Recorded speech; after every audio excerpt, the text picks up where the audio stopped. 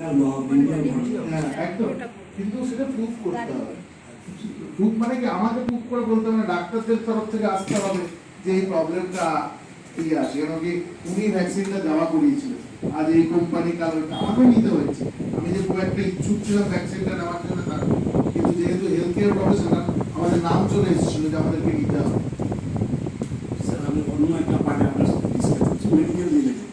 What is the difference relate medicine and proper medicine, যেগুলি আমরা office medicine? তো alternate medicine, yes, alternate medicine is also a medicine. Details sir একটু ডিটেলসটা তো করতে গেলে তো রাত খাবার হয়ে যাবে, উইদিন 10 মিনিটস হয় না। যে জিনিসটা আপনার রাত খাবার হয়ে যাবে সেটা 10 মিনিটে করার মতো ক্ষমতা আমার। সাবস্টেন্সগুলি বলুন স্যার। সাবস্টেন্স অল্টারনেট মেডিসিন একটা কাইন্ড অফ মেডিসিন যেটা আগে ছিল, যেগুলো আগে লোকে ফলো করতো, আর এখন যেটা মেডিসিনটা এসছে সেই মেডিসিনটা হচ্ছে অল্টারনেট মেডিসিন, মানে এভিডেন্স বেসড মেডিসিন, যেটা মেডিকেল ম্যানেজমেন্ট বা অ্যালোপ্যাথিক মেডিসিন।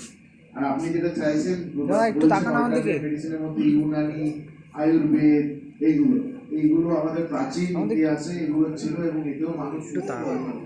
কিন্তু যেহেতু ওই যে বললাম এইটার সঙ্গে এইটার হেড টু হেড ট্রায়াল হয়নি, কোনো একটা ডিজিজের উপর এই মেডিসিনের ট্রিটমেন্ট করে, মানে আপনার অল্টারনেট মেডিসিন ট্রিটমেন্ট করে এবং সেম মেডিসিন সেম রোগের সেম ফিচার্সে যেহেতু হেড টু হেড ট্রায়াল হয়নি, তাই জন্য আমি বলতে পারবো না যে এ ভালো না এ খারাপ।